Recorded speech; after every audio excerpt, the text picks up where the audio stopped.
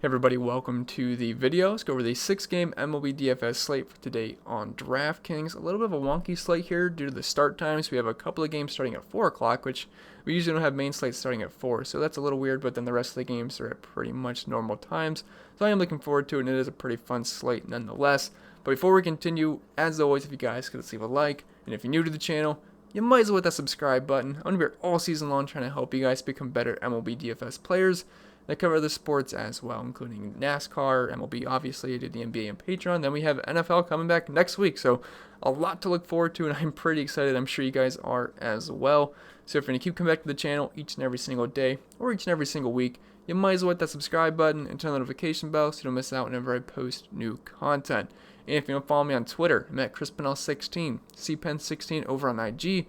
And if you want some more content over on Patreon, always much appreciated. We got around 300 people. You can hop into the Discord chat or just get access to all the extra content that I put out throughout the entire day. So if you're interested, links in the description below. If you're not, hey, that's fine. Let's just dive into today's slate. So a pitcher today, there wasn't a lot of options I liked, and I think I'm going to be pretty concentrated on these guys. On these three guys. I think I mixed up my words a little bit there, but I think the most popular combo today will be the Kershaw-Taijuan Walker route, just because of how cheap Walker is. Now, Walker is not that great of a pitcher, but he's been fine this season. He's pretty much bare minimum, so I think that's going to lead to pretty heavy ownership, despite Vegas having the Red Sox at nearly 5 runs today. But let's start up top with Clayton Kershaw. He comes in at 10,300, and I think he is our obvious ace of the slate. And if you're looking at the other pitchers around him, we have Dylan Cease at 9,500. Like, Cease is fine. He's got upside, but that's just way too much money to pay up for Dylan Cease. I'd much rather just find, $700, $800 for Clayton Kershaw. Then you got J.A. Happ at 8,900, which, again, feels a little bit overpriced. So Clayton Kershaw, I'm viewing him as the ace here. He's going up against Arizona. Now, Arizona's not the worst team in the world, but if you're looking at their splits versus lefties and versus righties, so they're not striking out a lot versus lefties whatsoever. Only a 19% K rate, but a .092 ISO. A .092 ISO, 230 batting average, a 272 WOBA, and a 67 WRC+. They've been pretty trash versus lefties, even though they're not striking out a ton. And Clayton Kershaw, while he's not the best DFS pitchers these days, he's still one of the better real-life pitchers in the league. And if you're looking at his numbers the past 2 seasons, he's got a 3.38 xFIP, 27% K rate, still good control at a 6% walk rate. A little bit in the home run department in the hard contact, but again, the Diamondbacks are kind of just getting killed by lefties right now. They have zero power whatsoever. Clayton Kershaw is pitching at home. Vegas loves him. Only 3 runs for the Diamondbacks and a massive 72% chance for the win. And 6 strikeouts, which is kind of on par with what he's been doing pretty much every single game this season. If you're looking at his strikeout numbers, it's been at 4, 11, then 6, 6, 6. So definitely like Clayton Kershaw is the safe cash game option at SP1 today. And I know he's 10,300, which might seem a bit much, but if you pair him with Taijuan Walker, you're only spending like less than or around $15,000 for pitching, which means you can do pretty much whatever you want to do with your bats. Now, some of these offenses today are pretty cheap, so you can easily go the Kershaw-Clevenger route, which I don't mind that either, but I just feel like the chalk way to go today is probably going to end up being Kershaw-Walker. But like my Clevenger here is a pivot off of Kershaw, or as your SP2 today. I think he's viable as either SP1 or as your SP2 with Clayton Kershaw. But 8,700, so there's a lot of question marks to be had here because Mike Clevenger hasn't pitched in a while. Well, that's not true. I take that back. He had about, almost a month off, about 3 weeks to a month off because he kind of got punished. He got sent down because, went out in Chicago, and I think he did or something, broke the team rules, or the MLB rules, whatever you want to call it. So he went from August 5th, and then he returned back to pitching to August 26th, and he actually did okay versus the Twins. He scored 16 fantasy points, but I'm not sure how long of a leash he's going to have in San Diego. We typically see their pitchers not go too deep into games, so I think we'll probably end up seeing probably around 90 pitches from Mike Clevenger. I think that's a safe assumption, but he's only 8,700. We know the guy's got good stuff. Now, this season, he hasn't been as good as he was last year. Last year, he was a bona fide ace. He had over a 30% K rate. xFIP was around 3. If you're looking at the past 2 seasons combined, the numbers are still good. A 3.34 xFIP, but 32% K rate. If you're looking at his game log this season, though, it's just not been as good, but it's only a 4-game sample size, so you really can't put too much stock into it. He scored 21 points, then 4, 20, then 16. So he hasn't been fantastic, but he also hasn't been elite either. But still, we know the upside's there. Now, the Angels lineup is pretty good, so I don't love the matchup here. But at only 8,700 in the way this pitching slate goes, I think Clevenger is still a viable option, and I don't think the Angels are going to absolutely blow him up. I just don't think we're going to have a huge ceiling game here from Mike Clevenger. So he's fine given the slate, but Yeah, not one of my favorite options, but he did crack my top three, so I guess he is a top three pitcher for me today. So you can either look at him as a pivot off of Clayton Kershaw or as your SP2 today. And then going down to, I would assume, the chalk punt option here in Taijuan Walker. He's only 4,800, and this just feels like a bit of a mispricing here. Because really, for the most part, he's been fine this season. If we're looking at his game log, he's had 2 sucky games. It was in his first start versus Seattle, he scored -5. And then versus the Angels on August 6th, he only scored 2.1 points. But if you put aside those games, he scored 34, 18, 26, and 21. He's got a 3.2 ERA, and he's been fine. And I think he's a viable option here. If we're looking at Walker's numbers, he's got a 4.92 xFIP, which isn't great, but a 21% K rate, and some of these numbers aren't fantastic, but they're also comparing them to Clevenger and Kershaw. So for the most part, you're going to see dark red bars here. So I think Walker is okay. Now, the Red Sox, there's a couple of lefties here in the lineup that do concern me. I think Rafael Devers could certainly, it wouldn't surprise me if he goes deep on him. But again, we don't need Walker to pitch a complete game shutout. If he gives up a couple of runs, it's fine, whatever, who cares? We just want, for the most part, 8 to 12 points here at only 4,800. And if you're looking at the Red Sox splits versus righties this season, they've been nothing scary. A 24.5% K rate, 8% walk rate, 179 ISO, 249 batting average, only a 96 WRC plus. So I think Walker's in a fine spot here, and he's only 4,800. He just seems a little bit too cheap, and he allows you to do pretty much whatever you want to do with your bats. Now, the Vegas totals don't give you too much confidence in Taijuan Walker, but again, factor in the price tags, and he's been fine this year, so I like Walker as my SP2 today. Then we'll move on to the bats, which I think are a little bit more fun to talk about. I think there's a lot of good spots on offense today. So we'll start with catcher, as always, and we have JT Realmuto at 5,100. So you're going to be able to spend up for some bats today. I don't really typically like making a catcher the staple of my lineup, but again, if you're only using a $4,800 pitcher, feel free to load up on a lot of spots today. So Realmuto, he is viable. He's good versus lefties and versus righties. Anibal Sanchez has not been very good this season. If you're looking at Realmuto's splits this year, he's got over a 300 ISO to righties, only a 227 batting average, has been much better overall versus lefties, but still some solid power numbers versus righties, and he's always been fine versus either side of the plate. And Sanchez, his splits, you prefer lefties against him, but this year he's kind of just been a punching bag for the most part, and you can use either side of the plate here. So definitely like the Phillies, and they have a team total of 5.64, which I believe is the highest on the slate right now. So definitely have a lot of interest in all these Phillies bats. And then if you can't pay up for JT Realmuto, you're pretty much just putting in whoever fits at that point. Danny Jansen's a cheap part of the Toronto Blue Jays stack, which I have quite a bit of interest here. I think Martin Perez is not a very good pitcher, and you always like righties versus him. You can still use lefties, but I prefer the righties here. And I think they make an excellent stack, and they're also not that expensive either. I think their most expensive player is Kevon Biggio at 4,900, so it's pretty easy to stack the Blue Jays for the most part. If you're stacking the Blue Jays, I don't really think you even have to go down to Walker for the most part. I think you can still just fit in Clevenger as just P2, but either way, it doesn't matter to me. But I do like the Blue Jays here. Danny Jansen is someone I like better versus lefties, but again, Martin Perez is not that great of a pitcher. Then Austin Barnes, 2,800. I'm assuming he's going to be catching for Clayton Kershaw. If it happened to be Will Smith, I like either, but again, just cheap part of the Dodgers stack, which Luke Weaver has not been good this season, not been good in the slightest. And I think we can certainly load up on these Dodgers bats today. They have a team total of 5.32, which I thought it'd be a little bit higher, but still I like all the Dodgers bats here for the most part. If you're looking at Barnes splits this season, they're not pretty, but again, we don't need much at only 2,800. And if you're stacking the Dodgers, just throw him on as a cheap option if you want to, or just as a one-off, doesn't really matter. Then Wilson Ramos, only 2,500, and I always have some interest in him going up against lefties. He typically has some pretty good splits versus them, and that's held true so far this season. Over a 400 WOBA, 169 WRC plus, over a 200 ISO, and a 333 batting average. Much better numbers to lefties compared to righties, and J.A. Happ is someone we can certainly use righty bats against. Gave up over a 200 ISO versus them and over a 340 WOBA, so definitely like some of these righties here on the Mets, and they're very cheap. The Mets are priced like they're playing against Garrett Cole or something, so you can definitely get some good value in the Mets, and they have a team total of near 5, which I think presents some pretty good value at their price tags. Then dropping down to first base, he's also eligible in the outfield as well, but Cody Bellinger here, 5,200. He crushes right-handed pitching. If you're looking at his numbers this year, over a 300 ISO, over a 400 on base percentage, and over a 500 slugging. The batting average has been pretty low, but not striking out really whatsoever, only 13%. And Luke Weaver, not a guy that typically gets a ton of strikeouts, but he's shown a little bit of strikeouts upside this season, and I think the Dodgers should be able to tee off for the most part here. So definitely like Bellinger at 5,200. Not Vlad. I skipped Reese. Reese Hoskins at 4,700. I like any and all of the Phillies bats here versus Anibal Sanchez. Don't care if they're righty or a lefty. I mean, they have the highest team total in the slate at 5.64, and I do like this price tag on Reese Hoskins. Now, I prefer him versus lefties, where he has elite numbers versus them this season. But versus righties, he's still got some pop. A 194 ISO, 123 WRC plus. Very low batting average and a high strikeout rate, though. Like, if you're looking at lefties, he has a 310 batting average and only a 7% K rate. To the righties, he's got a 27% K rate and only a 224 batting average. But I do like all the Phillies here, and if you're full stacking the Phillies, you can't leave off a guy like Reese Hoskins.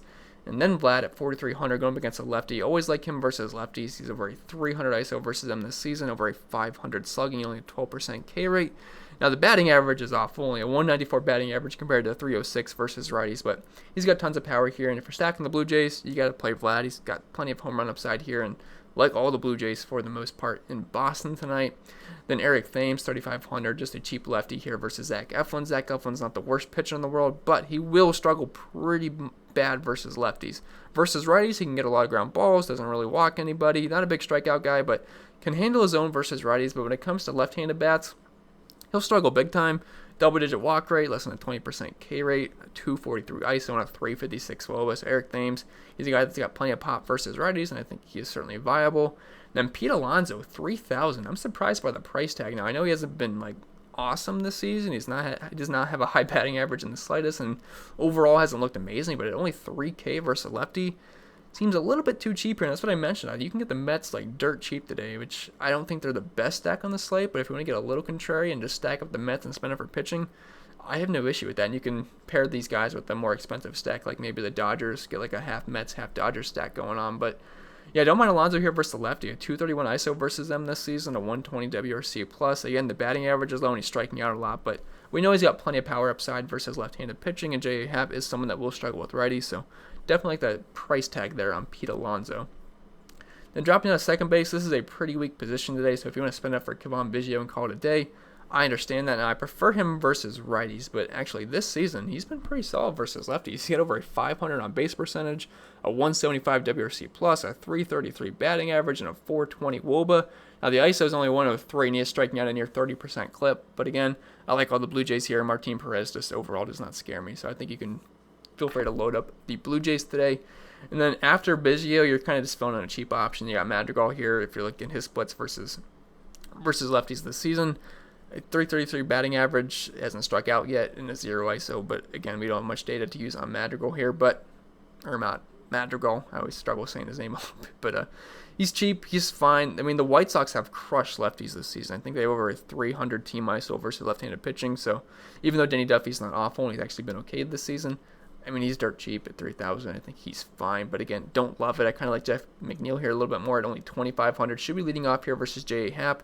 And if you're looking at his splits versus lefties this year, it's not pretty. It's not. But if he's leading off, I just like the price tag. And again, second base is pretty weak today. Max Muncy is no longer eligible at second base, which kind of caught me off guard for a second because I was looking to plug in Max Muncy at second today with either him or Kevon Biggio, and I was like, oh shoot, he's not eligible at second base anymore. So really made second base weak today, but if you're not spending it for Biggio, just kind of throw in whoever fits at the most part. But don't mind McNeil at that low price tag.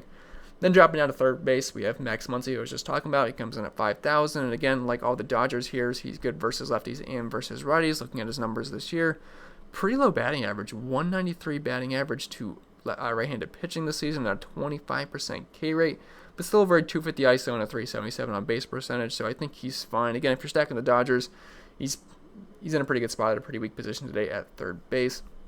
Then Manny Machado, 4,600. Don't typically like to pick on Andrew Heaney, so I don't really have many Padres listed today. But he is a guy that will give up quite a bit of fly balls and hard contact. Now, he can rack up the strikeouts, so I think we saw him get, 10 or 11 strikeouts in his last start. But that was versus Seattle. The Padres are one of the best offensive teams in baseball, so I think Andrew Heaney's in a pretty rough spot here. But Vegas is giving him some respect. Only 4.5 runs here for the Padres, which is pretty low for one of the best offenses in baseball. But Machado, he typically crushes left-handed pitching. This season, he has a 278 ISO, 168 WRC+, plus, a 333 batting average, only a 12% K rate. So I think he is certainly viable here. Andrew Heaney does give up power to both sides of the plate, but he can rack up the strikeouts. So I don't love the Padres today, but individually, I think Manny Machado is a fine play. Todd Frazier, 3,700, just cheap righty power here versus J.A. Happ. If you're looking at his numbers this season, he's actually been pretty good versus the lefties. 343 batting average, a 514 slugging, a 425 on base percentage. Not a ton in the power department, but he's been getting on base, and we know he's got some decent power versus lefties. So Frazier's fine at 3,700. Then another Mets bat, and J.D. Davis, only 2,800, and he's got some decent numbers versus lefties as well, kind of similar to Todd Frazier, but just not quite as good, but still just a very cheap righty here versus J.A. Happ. Like, these price tags are just so low. It's like they're facing Garrett Cole and Shane Bieber combined, which they're certainly not versus Happ. Then drop it down to shortstop. I have two options here. I think you either spend it for Tatis or you spend it for Corey Seager. I mean, there's a couple of other cheap guys that are okay, but I mean, those are kind of just lineup fillers, nothing that really stood out to me. So Tatis, 5,200, one of the best batters in baseball. I said batters, I don't know. I guess that's the right term, but one of the best hitters in baseball, and he crushes left-handed pitching.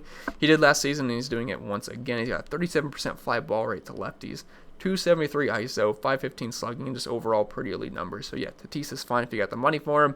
But Corey Seager, I kind of like him, but just a little bit more. He's a little bit cheaper, and I like the Dodgers' offense more overall. Luke Weaver is more hittable than Andrew Heaney is, in my opinion. I think pretty much everyone's opinion. So definitely don't mind Seager, and he's been crushing righties this season, like absolutely crushing them. 372 ISO, 464 WOBA, 200 WRC plus, 731 slugging. These numbers have actually been better than Tatis has been versus righties. So yeah, definitely like Corey Seager here versus Luke Weaver. Then dropping down to the outfield, we have Bryce Harper at 6,000. I haven't mentioned a lot of Phillies, but you can full stack this lineup for sure. I probably should have mentioned. Yeah, okay, so I put Didi in. I think he's a fine option at shortstop. I kind of just overlooked him, but once I got thinking about him, I'm like, why didn't I list Didi? So don't mind Gregorius here. Like, I actually prefer him versus lefties. He's always been a little bit reverse splitsy. If you look at his numbers this season, 371 ISO to lefties compared to a 149 ISO to the righties, but still fine versus either side of the plate. Has over a 300 batting average to righties this season and only a 6% K rate. So if you're stacking Phillies, I like Didi. And then dropping down to the outfield, once again, we have Bryce Harper, 6,000. Again, if you're stacking Phillies, you can't really leave off your best hitter. Now, again, Harper is also a little bit reverse splitsy. Not a little bit. He actually pretty is reverse splitsy. Like, he's got elite numbers versus lefties. He's still got really good numbers versus righties. But versus the lefties, he's actually been a bit better. But I like pretty much everyone here versus Anibal Sanchez. So feel free to use Bryce Harper if you're stacking the Phillies. He's their best hitter. Then Mookie Betts, 5,800. If you're stacking the Dodgers, feel free to use Mookie Betts.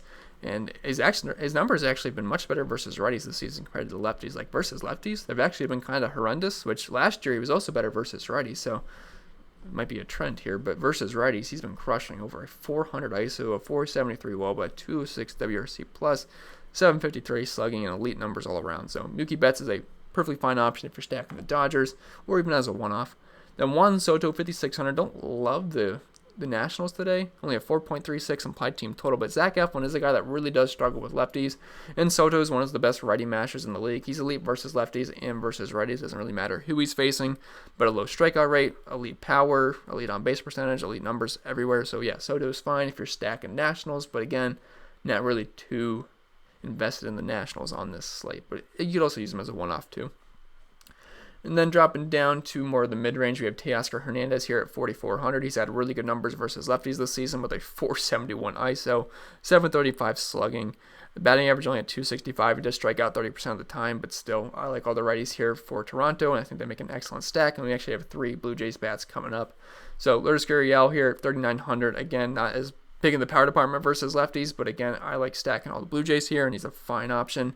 Then Randall Grichuk, I think one of the best plays in the entire slate. He's only 3,800, going to be batting second, and he crushes lefties. He crushes them. 395 batting average this season versus them, a 421 ISO, a 511 WOBA, 230 WRC plus, and an 816 slugging. So yeah, Randall Grichuk is obviously a tremendous play here, one of the best plays on the entire slate.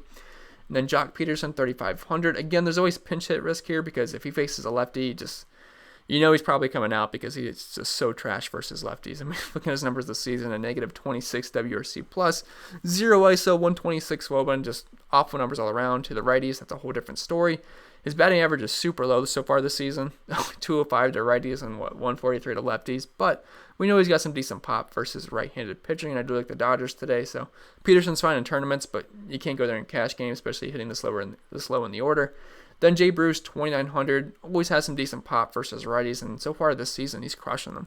487 ISO, 443 WOBA, 181 WRC plus, and a 769 slugging. So like all the Phillies here, and he's pretty cheap as well. But that's pretty much going to be it for the video, guys. I think this is a pretty fun slate because whenever there's a cheap pitcher, it pretty much opens up everything where you can do whatever you want at offense. So I'm looking forward to it. I'm sure you guys are as well. But thank you guys for watching. Hope you guys enjoy your Thursday. We have football coming back in a week. And yeah, that's pretty much it. So I wish you guys the best of luck. And if you want to follow me on social media, feel free to do that. Make sure you like the video, subscribe if you're new, and if you want to support me on Patreon, feel free to do so. And I'll see you guys in the next one.